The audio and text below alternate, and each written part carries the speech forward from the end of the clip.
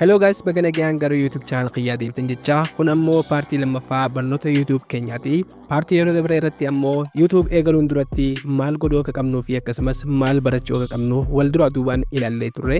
Paartii kana keessatti ammoo karaa sirriidhaan akkamitti chaanalii YouTube bilbila keenya fayyadamuudhaan akkamitti akka banannuu fi akkasumas karaa sirrii ta'ee fi SEO yookaan ammoo Search Engine Optimization keenyaaf fuulduraaf bareedaa akka ta'u akka chaanaliin keenya suggest yookaan ammoo namoota biroo ofumaaf ga'uu fi recommend ta'ee akka bal'atuuf yookaan ammoo akka nu guddatuuf karaa sirriin akka banannu viidiyoo kana keessatti wal dura duubaan ni ilaalla. Chaanalii YouTube karaa salphaadhaan YouTube app yookaan ammoo YouTube Studio fayyadamuudhaan banachuu ni dandeessanii.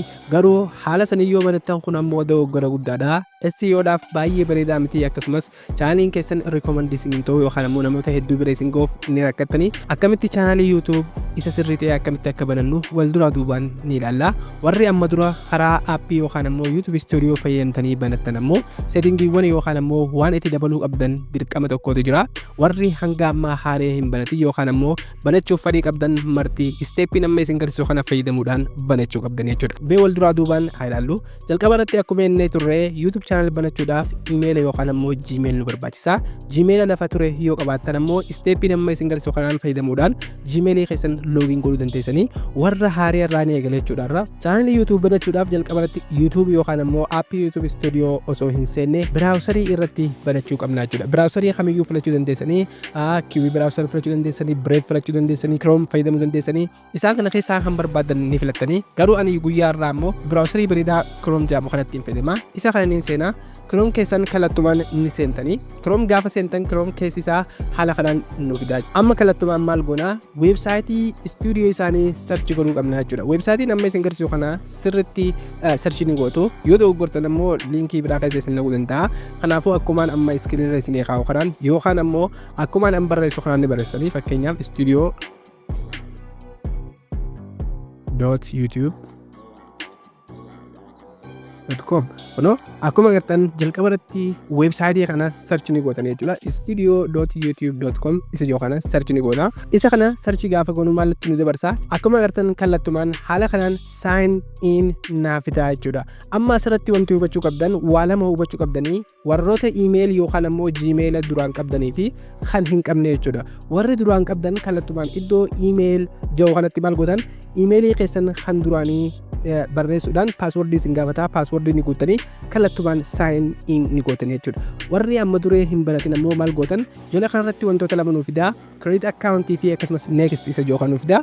Warri haariyaa barachuu barbaadan ammoo isa create an account isa joo kan filattan jechuudha. Isinii galee jeetii yaada warri email lafaa qabdan email jalqaba irratti maal gootan email keessan asirratti add ni gootanii warri hin qabne ammoo create an account ni godhattan jechuudha. So warri hin qabne ammoo isa create an account isa joo kana ni filattan jechuudha. Mee fakkeenyaaf warra haaraadhaaf Gmail as akka banannuu fi akkasumas akkamitti YouTube keenya irratti banannu waliin ilaalla. Jalqaba irratti create account isa joo kana ni filadha. Sana booda gaafaan filadhu wantoota asii naafida for my personal use, for my child and for work or my business isa joo naafida. Isa jalqaba irratti argamu for my personal use isa joo kan filadha. Sana booda emailii kiyyaa maqaa kiyyaa akkaan guutuu na ajaja. Kanaafuu karaa salphaadhaan mee maqaa kiyyaa asirratti ni guuta. Maqaan kiyya fakkeenyaaf Mammee namaaf nin bana. Sana booda shorneemiin ammoo optionalidha. Yoo barbaadan ni guuttanii yoo barbaadan ni dhiistanii. Kanaaf sana booda isa next joo kan filadha. Isa next gaafaan filadhu kallattumaan birthday na gaafata. Asirratti wanti hubachuu qabdan emailii gaafa banattan waggaa 18 ol umuriin teessan ta'uu qabdi. Fakkeenyaaf isa kana deeyii kana 25 kanallee meemee haa godhu kanallee immoo 1999 fakkeenyaaf waggaa 26 haa godhu. Sana booda isa gender joo kana jala kanarratti wanti argamu immoo gender saala keessanii dhiira moo dhalaa ta'uu keessan adda baaftanii yoo dhiira taatan male filattanii yoo dhalaa taatan ammoo email filattan fakkeenyaaf an mailiin godha. Sana booda kallattumaan isa next joo kana ni filadha. Isa next gaafaan filadhu maal naafida kallattumaan emailii kiyyaa uniikii isa ta'e naafida jechuudha. Amma asirratti mee emailii kiyyaa tokko haa godhadhu fakkeenyaaf 99 haa godhu fakkeenyaaf Mammee 99 haa godhu. Sana booda @gmail akkuma agartan Mammee 99 godhee @gmail.com godhateen jira. Email kana chaanalii irra bannee isin agarsiisuuf waan hin filachuu jiruu fi sana booda isa kana eegaan filadhee maal hin godhaa isa next joo kana ni filadhaa ammallee next. Amma accountiin kun akka haaraatti create jira. Sana booda isa create account isa joo kana ni filadhaa. Sana booda emailii gosa kana keessaa kan recommend kantu rasiif baasa kanaan joodhaaf sana booda isin kan barbaaddu fakkeenyaaf an isa jalqabaaniin filadhaa. Wow, amma passwordii email kiyya kanaaf ni guutaa. Sana booda haala kanaan isaan lachuu gosa takkaan guutaa jechuudha. Kun confirmationidha. Jala kanatti kan argamu show password yoo jettan password keessan sirrii wal fakkaatti moo wal hin fakkaattu ilaaluudhaaf isa show jechuu kana filachuu ni dandeessanii. Sana booda maaliin godhaa? Isa next. Wow, amma asirratti confirm your phone number. Kun ammoo bilbila keessanii lakkoofsa keessan ni guutanii fakkeenyaaf an kiyyaa sitti ni guutaa. Isinis ni guutanii. Amma kallattumaan wantoota lama jala kanatti nuuf fidaa Google Play Service fi akkasumas Chrome nuuf fidaa. Amma email nuti banannee Chrome irratti Chrome keenya irraa gara Gmail keenyatti walitti connect goonaa jechuudha. Kana godhuudhaaf ammoo Gmail keenya download godhachuu qabna. Warri download godhatanii qabdan ammoo bilbila keessatti automatically isin dabarsa. Fakkeenyaaf an download godhadheetin jira. Isa kana maaliin godhadhaa? Isa kana isa Google Play Service isa yookaan filadhaa.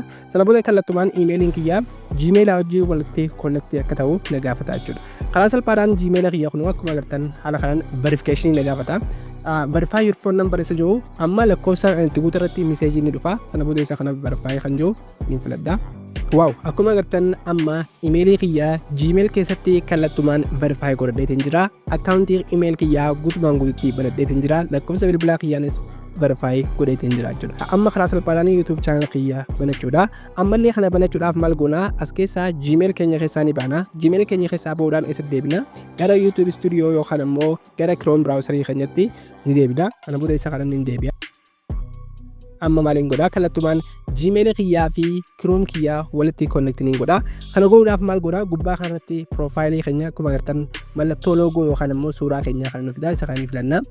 Akkuma agartan emailii nuti yookaan ammoo emailii nuti qabnu guutumatti haala kanaan jala kanatti nu bana. Sana booda maaliin godhaa? Emailiin chaanalii irratti banachuu barbaadu ni filadhaa jechuudha. Yoo emailiin silaa YouTube itti banachuu deemtan as keessa hin jiraanne maal gootan? Isa add account to device isa yoo kana akkuma agartan isa add account to device yoo kana filachuudhaan email keessanii fi passwordii keessan kan emailaan banatan itti galchuudhaan login jalqabanii gootanii jechuudha.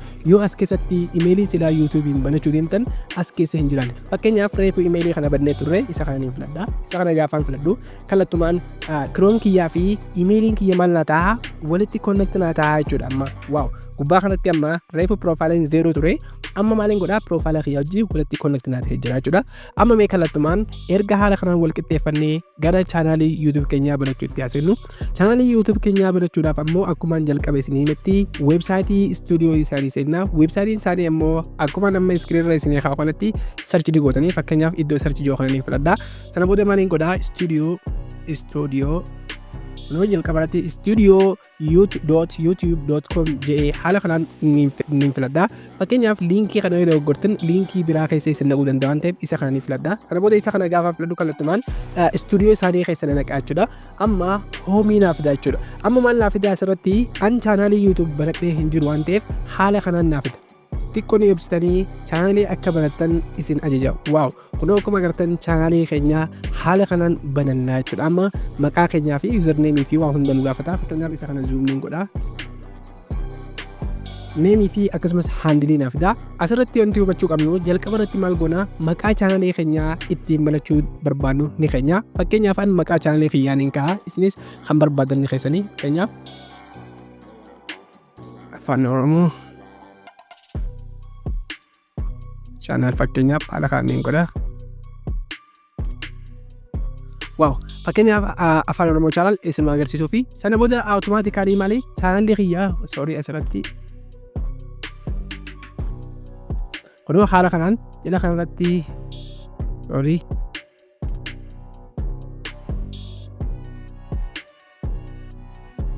wow, gaafa an maqaa kiyyaa as gubbatti argu jechuudha. Jala kanarratti maal naaf fidaa? Chaanalli kiyyaa username kiyyaas addaaf ta'a jechuudha. Asirratti wanti hubachuu qabdan kunoo gama kanarratti mallattoo magariisa raayitii naaf fidaa jechuudha. Yoo maqaa kana namni na biraa hin qabatin yookaan ammoo namni biraa na dura hin qabatin yoo jiraate, yoo ammoo mallattoo diimtuu yookaan ammoo mallattoo diimtuu isinii fide maqaa san namni isin dura baratee ni jira jechuudha. Kanaafuu maal gootan yookaan jijjiirtan maqaa kana yookaan ammoo maal gootan lakkoofsa fa'aa biratti ida'uu waan barbaadan gootanii maqaa sana akka uniikii ta'u mallattoo raajii tanaa akka isiniif fidu gootanii yoo ammoo mallattoo raajii tanaa akkuma kiyyaatti jalqaba isiniif fidee jiraate it's okay dhiisuu dandeessa jechuudha kunoo an naaf fidee jira jechuudha. Kanaafuu maqaan keessan haala kanaan isin dhufnaan dhiistanii sana booda maal gootan amma chaanalii keenya create godhachuu qofaa iddoo isa create channel isa jiru kana malee ni filadhaa. Boom guys, wow, amma kanatti waan chaanalii mataa kiyyaa guutumaan guututti banadheetiin jira. Wow, baga gammaddan haala kanaan yoo banattan ammoo chaanaliin keessan SEOdhaaf yookaan ammoo search engine optimizationiif, recommendationiif akkasumas suggestioniif baay'ee filatamaa ta'a. Viidiyoo kana keessatti ammoo akkaataa karaa sirrii ta'een chaanalii fi imeelii keenya karaa sirrii fi iddoo sirriitiin akkamitti akka banannu ilaallee jirra. Paartii itti aanu keessatti ammoo settingiiwwan dirqama sirreeffachuu qabnuu fi akkasumas maal godhuu akka qabnu paartii sadaffaa keessatti ilaalla. Paartii kana keessatti sirriitti isiniif galajeetii yaada. Gaafis ta'e yaada kamiyyuu qabaattan ammoo karaa komentii na beeksisuun dalaganadha. Viidiyoon kun yoo isinitti tole ammoo laayik godhuun dalaganadha. Paartii itti aanutti wal agarra.